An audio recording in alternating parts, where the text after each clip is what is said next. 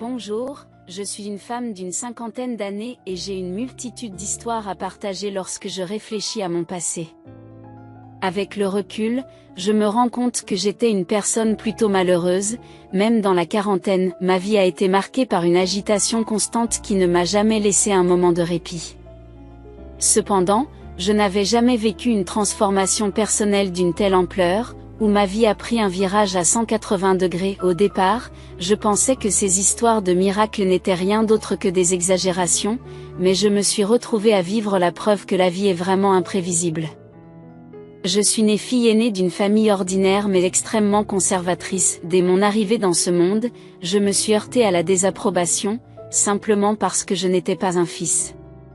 De plus, ma mère a été victime de discrimination parce qu'elle avait donné naissance à une fille, et elle m'a également blâmée pour les difficultés que notre famille a endurées. Au fil des années, ma mère a commencé à me traiter de manière injuste et à favoriser mon jeune frère. Le plus déchirant, c'est que j'ai grandi sans prendre conscience de sa discrimination, en acceptant les insultes qui m'étaient adressées. J'avais l'impression que je devais sacrifier tout ce qui était bon pour mon jeune frère, qu'il s'agisse de vêtements, de nourriture ou même d'une couverture chaude pendant les hivers glaciaux. Alors que mon frère jouissait du confort d'un lit moelleux orné de couvertures de qualité, je me retrouvais à dormir sur un matelas bon marché et inconfortable. Recouvert de vieilles couvertures en lambeaux. Alors que mon frère fréquentait un prestigieux lycée privé, l'idée que je puisse fréquenter un lycée professionnel n'était qu'un rêve lointain. J'en voulais tellement à ma famille que j'ai commencé à la mépriser. Cependant, au plus profond de moi, j'aspirais à recevoir une éducation. J'ai constamment supplié mon père de me permettre d'aller à l'école, faisant preuve d'une obstination que je n'avais jamais montrée auparavant. Pourquoi une fille devrait-elle être envoyée au lycée? Notre famille est-elle riche? Pourquoi vous encombrer de mon insistance à poursuivre mes études, surtout dans un monde qui s'accroche à des valeurs démodées? N'est-ce pas suffisant que j'ai été envoyée au collège? Soyez reconnaissants envers vos parents pour le reste de votre vie au lieu de remettre en question leurs décisions. Qui êtes-vous pour les contester? Vous devriez vous taire et vous concentrer sur le gain d'argent pour les dédommager des dépenses engagées pour vous élever. Ce n'est pas comme si vous aviez choisi de naître. Pour être honnête, je n'arrivais pas à comprendre comment un parent pouvait prononcer de telles paroles à l'égard de son enfant. De plus, je trouvais injuste de devoir rembourser une dette alors que je n'avais rien reçu de substantiel. Malheureusement, je n'avais pas d'autre recours que d'abandonner mes rêves d'aller au lycée à cause des tracasseries incessantes de mon père. C'est ainsi qu'à l'âge de 16 ans, je me suis retrouvée employée dans une usine de textile, travaillant sans relâche pendant la journée. En dépit d'une vie stable, j'avais réussi à garder secret mon désir d'obtenir un certificat d'équivalence d'études secondaires. Je consacrais mes nuits à étudier avec ténacité, en le cachant à ma famille. Aujourd'hui encore, le souvenir de ces séances d'études clandestines me fait souffrir, comme si le simple fait de m'instruire était un crime. Finalement, après 3 ans, j'ai eu 19 ans et j'ai passé avec succès les examens GED. Ce fut un parcours semé d'embûches, avec peu de temps et sans le soutien d'autrui. Pourtant, au milieu de ces circonstances accablantes, j'ai ressenti un nouveau sentiment d'autonomie. C'était la première fois que je croyais vraiment en ma capacité à accomplir des choses de manière indépendante. Lentement mais sûrement, j'ai commencé à subir une transformation personnelle. Un jour, fort de cette nouvelle force, j'ai pris une décision ferme.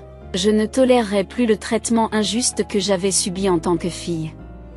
J'ai quitté ma maison secrètement, sous le couvert de la nuit, comme si je m'échappais, mais en réalité, je prenais enfin mon indépendance.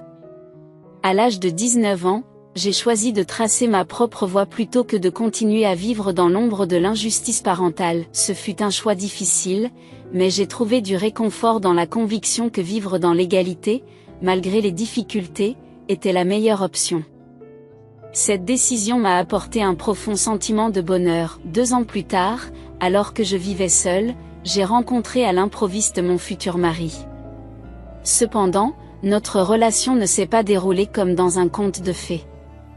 En fait, nous sommes devenus des ennemis acharnés et avons fini par divorcer. À l'époque, je travaillais dans un restaurant et mon mari était le fils unique du propriétaire. Contrairement à mon père traditionnel et conservateur, il m'a toujours fait des compliments et m'a apporté un soutien indéfectible. Je n'avais jamais connu une telle affirmation positive auparavant, et peu à peu, j'ai commencé à tomber amoureuse de lui. Mon mari venait de terminer son service militaire et se préparait à retourner à l'université. Il m'a alors demandé d'être sa petite amie. Bien que notre relation n'ait pas encore atteint 1 an, nous avons décidé d'enregistrer notre mariage sans cérémonie traditionnelle et nous avons emménagé dans le petit studio que je louais. Malheureusement, notre arrangement secret n'est pas resté caché longtemps. C'est ma patronne, la propriétaire du restaurant, qui est aussi ma belle-mère, qui a découvert notre union non conventionnelle. Son choc était palpable et il s'est rapidement transformé en une tempête de colère et de chaos. Au milieu de ce chaos, je ne pouvais m'empêcher d'avoir pitié d'elle. Après tout, c'était elle qui m'avait recueilli et fourni un emploi, et voilà qu'elle découvrait que j'avais réussi à séduire son fils. Elle s'est mise en colère, déclarant que je n'avais pas ma place dans leur famille et exigeant que je quitte son fils immédiatement. En outre, elle a précisé que je ne devais m'attendre à aucune compensation pour le travail que j'avais effectué dans son restaurant. Selon elle, je n'étais rien d'autre qu'une nuisance pour sa famille. En écoutant le monologue incessant de ma belle-mère, je n'ai pas pu m'empêcher de me demander pourquoi je portais l'entière responsabilité de tout ce qui s'était passé. Il m'est apparu que je portais un fardeau injuste, comme si j'étais la seule responsable de toutes les conséquences. C'était injuste. Je n'ai pas séduit votre fils, si séduction il y a eu, elle a été initiée par votre fils. Nous avons simplement partagé une attirance mutuelle et choisi de construire une vie ensemble. L'idée que nous nous aimions vraiment l'un l'autre peut vous amuser. Votre fils est un étudiant entouré de nombreuses belles filles sur son campus. Pourquoi choisirait-il quelqu'un comme moi? Je crois que vous êtes déconnecté de la réalité. Permettez-moi d'expliquer le genre de personne que je suis aujourd'hui. Elle a retroussé ses manches et révélé sa vraie nature. Bien qu'elle n'ait pas grand-chose au départ, elle a tout démoli chez moi à main nue. Voilà le genre de personne qu'elle est. Bien que conscient de cela, je ne pouvais pas abandonner. Ce n'était pas seulement à cause de mon amour pour votre fils, j'étais aussi enceinte à l'époque. Alors que je m'apprêtais à le révéler, mon mari s'est précipité en apprenant que sa mère était chez moi, essayant de contenir sa colère incontrôlable. Maman, s'il te plaît. Ne fais pas ça. C'est ma faute. J'aurais dû te le dire plus tôt. Je suis désolée, alors s'il te plaît, arrête. De quel droit dis-tu cela? Pourquoi as-tu choisi de vivre avec quelqu'un comme elle? Tu crois que j'ai enduré toutes sortes d'épreuves pour avoir une belle fille comme elle? On t'a prévenu de ne pas gâcher ta vie. Cathy est une bonne personne à mes yeux. Préférez-vous avoir une snob comme belle-fille, même si Cathy n'a pas de quoi se vanter? Je la préfère parce qu'elle est gentille. Nous sommes légalement mariés et nous allons bientôt accueillir un bébé. Il est trop tard pour les objections. Nous allons avoir un bébé, et c'est définitif. Avez-vous piégé mon fils avec un bébé? C'est ça, oui, c'est vrai. Tu as beau dire du mal de moi, le père de ce bébé est ton fils. En entendant cette révélation, ma belle-mère s'est effondrée de désespoir. Malgré les accusations incessantes qui ont suivi, elle n'a eu d'autre choix que d'accepter la vérité lorsque son fils l'a confirmé. C'est ainsi qu'a commencé mon mariage indésirable. Bien que mon mari m'ait promis un mariage dès qu'il aurait gagné un peu d'argent, j'avais déjà rompu les liens avec mes parents en tant qu'étudiante sans emploi. Je lui ai dit que je me contenterais d'un mariage en grande pompe, mais c'était à la fois honnêteté et mensonge. Pour apaiser sa mère et faire en sorte qu'elle accepte notre mariage, j'ai emménagé chez elle.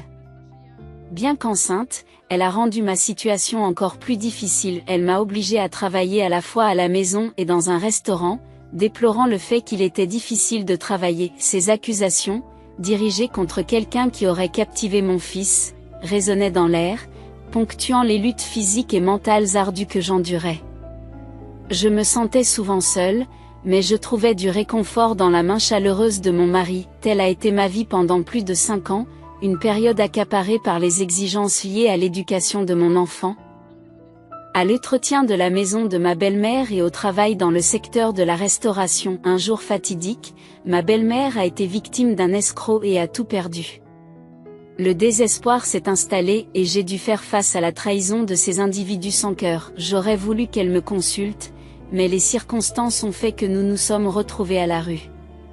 Au milieu du chaos, mon mari m'a consolée, m'assurant que nous pourrions louer une chambre avec les maigres économies que nous avions. J'ai contenu ma colère, regrettant de ne pas avoir gardé le silence, mais la jeunesse de mon enfant m'a empêché de rompre les liens. Nous avons trouvé refuge dans un appartement de 2 chambres au sous-sol, ma belle-mère malade étant alitée et mon mari ayant 2 emplois pour assurer sa stabilité financière. Moi aussi, je travaillais à la pièce à domicile pour apporter ma contribution. Une décennie s'est écoulée dans cette existence difficile, où la recherche constante de la stabilité financière a érodé l'amour que mon mari et moi partagions autrefois. Bien que la notion d'amour éternel se soit estompée, je l'ai accepté comme un destin commun. Malgré les difficultés, je me suis efforcée d'assurer une vie meilleure à ma fille, en la protégeant des mauvais traitements que j'avais subis. Ma détermination à lui épargner un chagrin d'amour m'a poussée à faire des sacrifices, même si cela signifiait se priver de quelque chose. Malheureusement, ma belle-mère est restée indifférente et a ignoré nos difficultés financières. La question se posait: quelles ressources possédions-nous vraiment et pourquoi étions-nous tenus responsables d'un malheur dont nous n'étions pas responsables? Pourquoi faire preuve d'une telle dévotion et dépenser de manière aussi extravagante pour votre fille alors que vous avez plus que suffisamment d'argent? Ne devriez-vous pas investir dans la nourriture de votre mari, qui a du mal à gagner de l'argent? Vous ne vous occupez que de votre fille et négligez votre mari? Si vous aviez une famille riche, mon fils devrait-il souffrir ainsi? Ma mère? Votre fils souffre parce que vous avez été trompé. Avez-vous déjà oublié, de plus, Tammy est votre petite fille, alors vous ne devriez pas être trop dur avec elle. Qu'est-ce que tu viens de dire? Mon fils souffre à cause de moi ces jours-ci, et vous ne me craignez même pas. D'accord, je vais vous montrer ce qui s'est passé aujourd'hui. Ma belle-mère a commencé à jeter et à casser les objets de la maison, sauf ceux qui coûtaient cher. J'ai emmené ma fille dehors et j'ai entendu le bruit des objets qui se brisaient à l'intérieur de la maison, parce qu'elle avait déversé toute son énergie. Elle a prétendu être malade et est restée au lit, tandis que mon mari, qui était habituellement de mon côté, s'est plaint que je ne m'occupais pas de sa mère. Notre relation a commencé à se détériorer et il s'est mis à me harceler sans raison. Cependant, je suis restée déterminée à préserver notre mariage pour le bien de notre fille. J'ai travaillé sans relâche pour gagner de l'argent. Lorsque notre fille est entrée au lycée, nous avons pu acheter et emménager dans une maison de ville spacieuse. Le jour de notre déménagement, ma belle-mère, apparemment de bonne humeur, a fait la remarque suivante: grâce à mon fils, vous vivez maintenant dans le luxe. N'êtes-vous pas reconnaissant?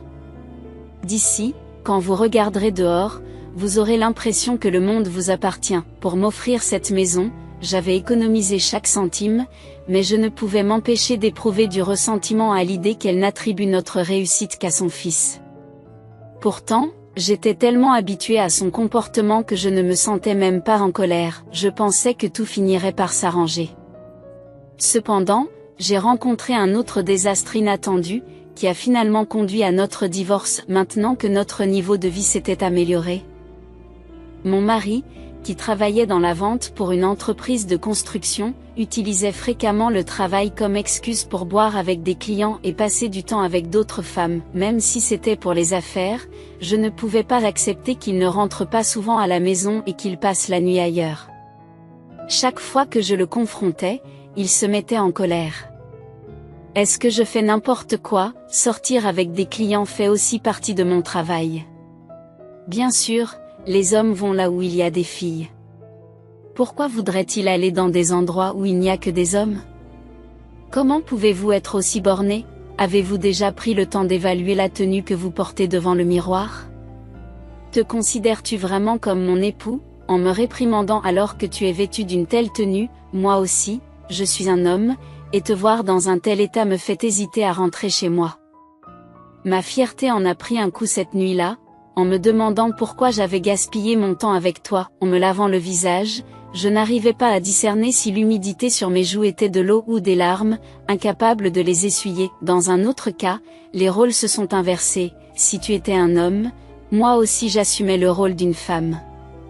Un soir, il est rentré à la maison en état d'ébriété, réclamant d'urgence un contrat essentiel oublié. Il a insisté pour que je lui remette le document oublié dans les 10 minutes.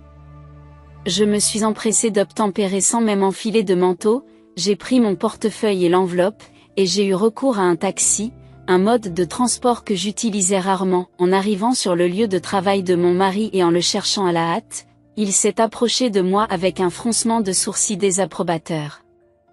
Un collègue s'est alors interposé, l'appelant Thomas et s'interrogeant sur sa présence. Apparemment, un contrat important devait être signé et le président était déjà présent. Étonnamment, mon mari m'a renvoyée comme une simple femme de ménage, sans aucun remords, et m'a laissée là, déconcertée et tremblante. En entendant les conversations entre mon mari et ses pairs, j'ai appris que le président s'informait de ma situation. La révélation que l'on m'avait prise pour la femme de Thomas m'a laissé pantoise. Thomas a nié avec véhémence tout lien au-delà de l'emploi, affirmant qu'il ne pourrait pas supporter la vie avec une femme de ma prétendue apparence. Après une vive dispute avec ma véritable épouse, je suis rentrée chez moi découragée. Me sentant obligée, je me suis aventurée dans un grand magasin pour la première fois, achetant des vêtements pour sauver un semblant de dignité pour moi-même. La situation à laquelle j'ai été confrontée était incroyablement blessante. Mon mari, dénué de toute culpabilité, se moquait de moi pour les choses les plus simples. Il se moquait de moi lorsque je dessinais des rayures sur une citrouille, estimant qu'il s'agissait d'une pastèque. Il me reprochait aussi de dépenser de l'argent pour des vêtements, m'accusant de folie et exigeant des remboursements immédiats. Cette humiliation publique a conduit à un incident au cours duquel mon mari a ouvertement critiqué mon apparence, me traitant de laide et comparant mon visage à celui d'une mendiante. Sa mère s'est jointe à lui, affirmant que son fils avait enfin vu la vérité à mon sujet, ce qui a provoqué ma fureur intérieure et m'a ébranlé jusqu'au plus profond de moi-même. Bien que j'ai enduré leurs abus, ce qui m'a le plus frappé, c'est lorsque ma fille a été témoin de tout cela. La peur m'a saisi, craignant que ma fille ne subisse le même sort. Puis, sorti de nulle part, mon mari a déclaré qu'il voulait se séparer de moi, me pressant de signer les papiers du divorce et m'offrant de l'argent pour un appartement. C'est alors qu'il a avoué avoir eu une liaison et mis enceinte une autre femme, me demandant sans vergogne de quitter les lieux pour qu'il puisse la faire venir. L'audace après l'adultère était stupéfiante. J'ai juré de ne pas partir, ayant travaillé dur pour notre maison et refusant de laisser une autre femme s'en emparer. Mais sa mère est allée plus loin, jetant tous mes vêtements, affirmant que j'entravais l'avenir de son fils en ne lui donnant pas d'enfant. Le point de rupture est arrivé lorsque ma fille, témoin de tout cela, m'a supplié en larmes de quitter cet environnement abusif. Les accusations blessantes ont continué, même de la part de ma fille, sous l'influence de sa grand-mère. C'était atroce de l'entendre répéter ces mots blessants. Les accusations se sont transformées en me rendant responsable de la situation de la famille, insinuant que c'était de ma faute si j'étais cupide et séduisante. La douleur est devenue insupportable. Finalement, j'ai décidé d'en finir. Je ne pouvais plus supporter cette situation. J'ai pris la décision de divorcer pour ma propre santé mentale et pour le bien-être de ma fille. N'hésitez pas à désirer la maison, mais il est impératif de parvenir à un accord basé sur mes conditions. Votre mère n'est peut-être pas consciente des sacrifices que j'ai faits pour acquérir cette propriété. Thomas, je n'exigerai pas l'intégralité de la maison, je me contenterai de verser la moitié de la valeur de la maison et de m'engager à verser une pension alimentaire mensuelle pour notre fille. Après cela, nous pourrons procéder au divorce. Il est décourageant de constater que vous n'êtes pas aussi innocent que je le pensais, et que vous faites preuve d'une cupidité plutôt prononcée. Ne devrions-nous pas respecter les normes juridiques, qui est fondée à demander le divorce, celui qui s'égare dans une relation ou celui qui demande justice? Réglons cette affaire à l'amiable, même si la grossesse de votre maîtresse progresse, Thomas. Il n'y a pas lieu de s'inquiéter, il suffit de lui demander de partir. De plus, l'enfant qui s'aligne sur le côté de sa mère devrait être renvoyé en même temps qu'elle. Accueillez votre nouvelle famille en éliminant ces obstacles. Si vous persistez, je ne le tolérerai pas. Je me rendrai sur votre lieu de travail et dévoilerai votre vraie nature à tout le monde. Pensez à l'éducation de cette petite, qui a financé sa croissance. Mère, abstenez-vous de dire du mal de Tammy, elle n'a reçu aucun soutien de votre part pour sa subsistance ou son éducation. Si vous défendez vraiment la justice, poursuivons-la. Quant à moi, il ne me reste plus qu'à signer les papiers du divorce. Au cours de cette épreuve, j'ai réaffirmé qu'il est essentiel de rester sur ses positions dans un combat. Mon mari pensait sans doute que je me plierais à ses désirs, mais ma position ferme l'a surpris, malgré ses tentatives de dissimulation. Malgré les difficultés qui ont suivi notre divorce, j'ai donné la priorité à la préparation de ma fille à l'université. Trouver un emploi s'est avéré difficile en raison de mon expérience professionnelle limitée. Par chance, je suis tombée sur une offre d'emploi de femme de ménage, un rôle pour lequel j'avais des réserves en raison d'un traumatisme passé. Mettant de côté mes appréhensions, j'ai contacté une agence pour l'emploi. Heureusement, mon expérience de femme au foyer assidue a également été prise en compte.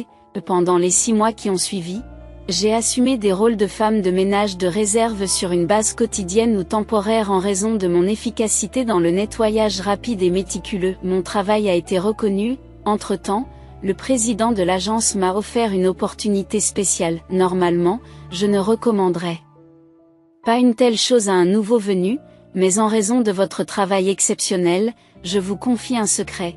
Parmi nos clients, il y en a un qui est très particulier. Cette personne vit seule. Et votre principale responsabilité serait de faire le ménage chez elle 3 fois par semaine et de préparer les repas. J'ai déjà envoyé plus de 20 personnes, mais toutes ont été rejetées. Je voulais donc vous demander si vous souhaitiez devenir l'aide ménagère permanente de ce client. Si vous acceptez, je triplerai votre salaire actuel, qui est 3 fois supérieur au mien. Inutile de dire que j'étais toute oui. Bien que mon ex-mari verse une pension alimentaire, je m'inquiétais toujours de savoir quand il arrêterait, d'autant plus que ma fille entrera bientôt à l'université. J'avais besoin d'économiser de l'argent pour ses frais de scolarité. J'ai donc assuré au président de l'agence que je le ferais quoi qu'il arrive. Cependant, lorsque je suis arrivée chez le client, j'espérais avoir beaucoup de ménage à faire, mais je me suis aperçue que la maison était impeccablement propre, comme dans un hôtel. Je ne savais pas quoi faire. Je me suis sentie mal à l'aise et j'ai commencé à m'inquiéter. La rémunération serait le triple de mon salaire actuel, mais je n'avais rien à faire. Je devais délibérément trouver des choses à nettoyer. J'ai enlevé les rideaux et les tentures pour les laver, j'ai stérilisé les draps de lit et j'ai nettoyé le réfrigérateur. Cependant, comme je travaille vite, j'ai terminé les tâches en un rien de temps. Peu sûr de moi, je suis allée faire des courses au marché et j'ai commencé à préparer les repas. Je n'avais aucune idée de ce que le client aimait ou de la quantité d'assaisonnement à utiliser dans la nourriture. Rien n'a été facile du début à la fin. Néanmoins, j'ai essayé de me souvenir des plats pour lesquels ma fille m'avait félicité et je les ai préparés, y compris de la soupe, que j'ai ensuite stockée de manière organisée dans le congélateur. Avant de partir, j'ai réfléchi à l'indemnité que j'ai reçue. Par rapport au travail fourni, elle ne me semblait pas suffisante. Aussi ai-je décidé d'écrire une lettre. J'ai proposé au client de préparer tout aliment spécifique qu'il souhaitait et je lui ai demandé de laisser une commande sur le réfrigérateur. À mon retour, il n'y avait rien sur le réfrigérateur. Contrairement à mes inquiétudes, le client ne s'est pas plaint. J'ai donc continué à travailler avec diligence, en faisant de mon mieux, mais en inventant toujours des tâches inutiles, simplement pour justifier le montant de mon salaire.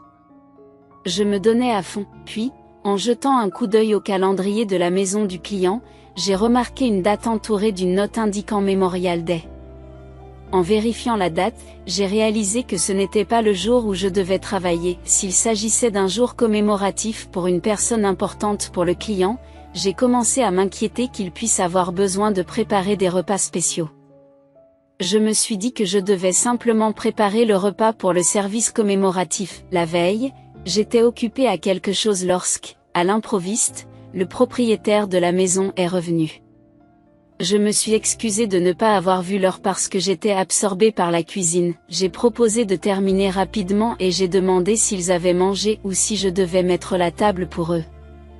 Ils ont décliné l'offre et m'ont demandé pourquoi je préparais autant de nourriture. J'ai expliqué que j'avais remarqué une date marquée sur le calendrier comme étant un jour commémoratif et j'ai supposé qu'elle nécessitait des préparations spéciales. À ma grande surprise, le propriétaire avait déjà apporté des provisions pour l'occasion. J'ai commencé à paniquer, ne sachant pas si j'avais fait une erreur. Cependant, heureusement ou malheureusement, le propriétaire n'a rien dit et m'a simplement demandé de nettoyer et de partir avant de se retirer dans sa chambre. J'étais persuadée que j'allais être licenciée. Mais il n'y a pas eu d'autre communication et j'ai donc repris mon travail comme si de rien n'était. Le lendemain, une note m'attendait sur le réfrigérateur, exprimant ma gratitude pour la nourriture. Cette note m'a fait énormément plaisir. À partir de ce moment-là, j'ai pris plaisir à nettoyer la maison et à cuisiner avec enthousiasme.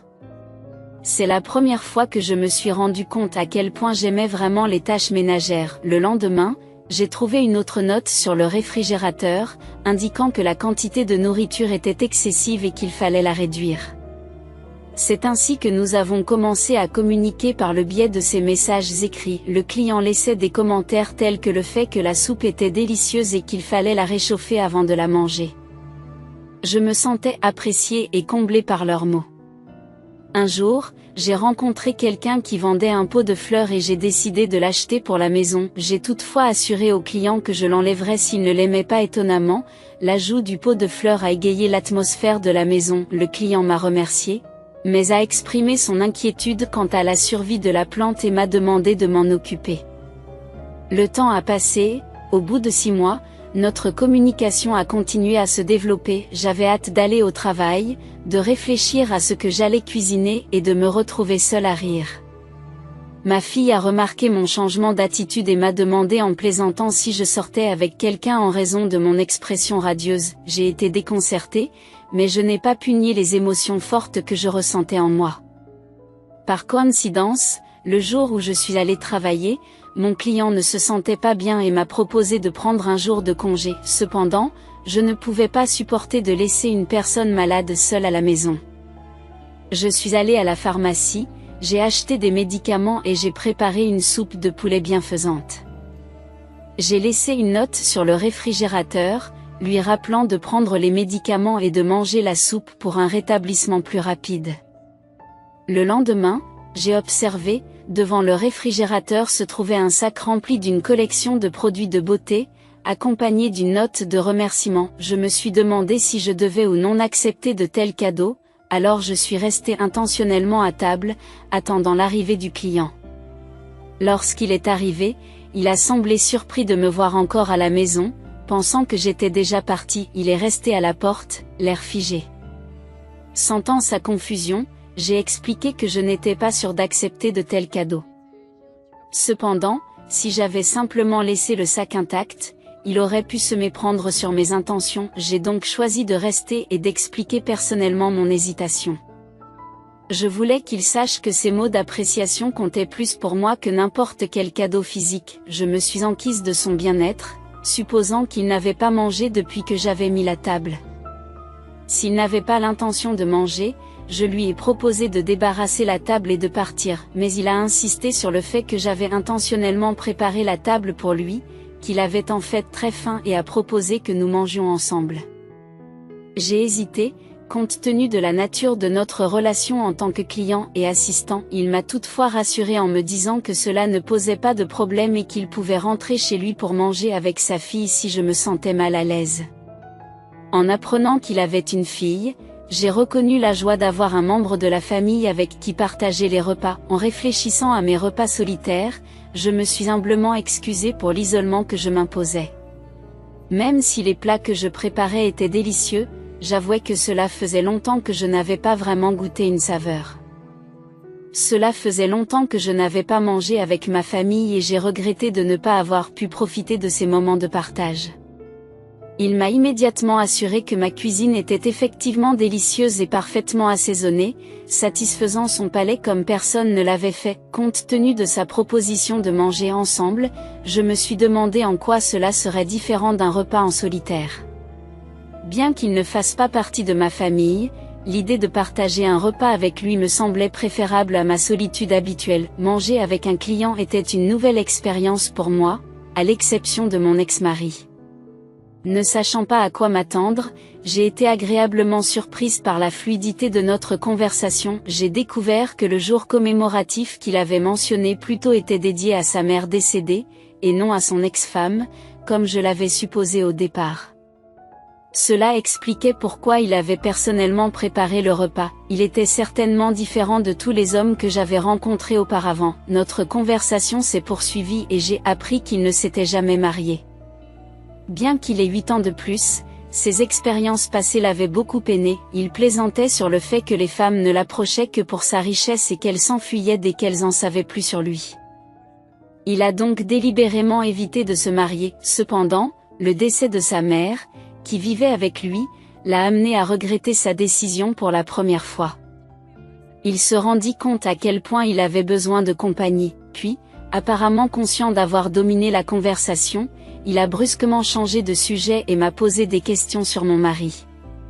Serait-il contrarié s'il découvrait notre dîner? À ce moment-là, je n'ai pas su dire si c'était le confort de nos échanges par notes ou la connexion authentique que nous avions établie, mais je me suis sentie obligée de partager ma propre histoire. Le divorce est devenu une réalité inévitable pour mon mari et moi, le tissu de notre mariage s'étant effiloché à cause de sa liaison extra-conjugale. La prise de conscience s'est imposée à moi, transformant ce chapitre de ma vie en un récit embarrassant et malvenu. Reprenant rapidement mon sang-froid, j'ai présenté mes excuses à notre invité et me suis excusée pour ranger la table, comme si j'essayais de sauver un semblant de dignité. Le lendemain, en rentrant du travail, j'ai découvert sur le réfrigérateur une note de notre invité. Il y exprimait son désir de partager à nouveau un délicieux repas ensemble, reconnaissant la saveur accrue de la dégustation en compagnie de l'autre. Il m'a confié sa carte de crédit, m'invitant à l'utiliser librement pour la préparation d'un délicieux repas. Alors que je tenais la carte dans ma main, diverses pensées se bousculaient dans mon esprit. La perspective d'une relation amoureuse m'habitait, mais en tant que femme de ménage engagée professionnellement, succomber à de tels sentiments déclencherait sans aucun doute un scandale. Après mûre réflexion, j'ai décidé de faire la part des choses et de rester professionnelle. J'ai poliment décliné son invitation à dîner avec lui et j'ai laissé la carte de crédit derrière moi, accompagnée d'une note sur le réfrigérateur, indiquant la nécessité de fixer des limites. De manière inattendue, il m'a appelé le lendemain. L'anxiété m'a saisie, craignant que cet appel n'annonce mon licenciement. À ma grande surprise, il m'a avoué que son intérêt pour moi dépassait les frontières professionnelles. Il a admis avoir obtenu mon numéro par l'intermédiaire de l'agence pour l'emploi, exprimant ses sentiments sincères et espérant une relation plus profonde. J'ai eu du mal à assimiler ses paroles, mais je l'ai écouté mettre son cœur à nu et m'assurer que, malgré son âge, il était résolu dans sa quête. Partagée entre la prudence et la curiosité, j'ai finalement accepté de le rencontrer, accompagné de ma fille Tammy. Étrangement, Tammy s'est prise d'affection pour lui, approuvant l'idée que je donne une nouvelle chance à l'amour. Les émotions m'ont submergée tandis que je contemplais cette tournure inattendue des événements, m'interrogeant sur la sagesse d'un remariage. Malgré mes réserves, il m'a proposé une cérémonie de mariage, m'offrant un choix que je n'avais jamais connu auparavant. Je me suis habillée et je me suis rendue à l'hôtel pour visiter la salle des mariages. Mon ex-mari s'y trouvait et je ne voulais pas le revoir. J'ai demandé pourquoi il se trouvait dans un hôtel qui ne lui convenait pas et j'ai critiqué son apparence. Il m'a répondu qu'il était le père de notre enfant et que je ne devais pas lui prêter attention. Il a mentionné avec arrogance que maintenant que nous étions divorcés, il pensait qu'il était mieux sans moi. Je l'avais déjà vu sous son vrai jour, se livrant à des activités douteuses. J'ai posé des questions sur son nouveau partenaire, mentionnant que Tammy m'avait parlé de leur prochain mariage, laissant entendre qu'il devrait se concentrer sur sa propre femme. Il a semblé surpris lorsque j'ai abordé le sujet de notre fille, suggérant qu'il devrait confirmer si l'enfant était bien le sien. Il a été surpris de voir à quel point j'étais au courant. Il a admis que le bébé n'était pas le sien, et j'ai répondu en disant que j'avais été forcée de divorcer sans connaître la vérité. J'avais soupçonné qu'il y avait peut-être un problème de fertilité, mais j'avais consulté un médecin et je me portais parfaitement bien. Je me suis demandé si le problème venait de lui, mais même sans le bébé, il aurait quand même divorcé. À ce moment-là, mon futur mari s'est approché de moi, ce qui a fait passer le visage de mon ex-mari de la colère à la panique. Monsieur Anderson Thomas, qui m'avait parlé, a demandé pourquoi mon ex-mari était là. Mon ex-mari a alors révélé qu'il était avec sa femme. Monsieur Thomas s'est excusé pour la situation mais a indiqué que le contrat ne convenait pas à leur entreprise. Il a assuré à M. Anderson qu'il ferait des ajustements et qu'il respecterait toutes ces conditions. Monsieur Thomas a insisté sur l'importance de signer le contrat afin d'éviter tout problème à l'entreprise. Toutefois, il a averti que s'il baissait les prix, cela créerait des difficultés dans leurs calculs. Les problèmes de votre entreprise ne me concernent pas, je préfère une situation sans problème. Vous connaissez mon penchant pour la propreté. En outre, il est essentiel que vous compreniez que je ne tolérerai aucune interférence avec les membres de ma famille. Considérez ceci comme un avertissement, je ne souhaite plus avoir aucune proximité avec ma femme. Cet ultimatum découle d'un incident antérieur au cours duquel mon futur mari a confronté l'individu en question, lui donnant un avertissement clair avant que nous quittions l'hôtel main dans la main. Lorsque j'ai demandé comment il avait découvert la situation, il a expliqué que Tammy avait rapidement révélé une photo de l'individu.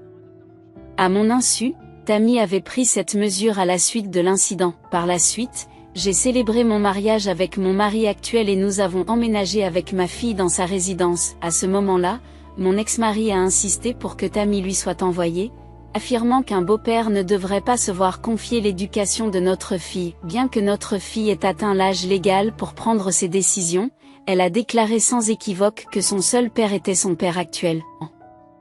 Réfléchissant à la situation difficile dans laquelle se trouve mon ex-mari, qui vit désormais avec sa mère, j'éprouve un sentiment de satisfaction.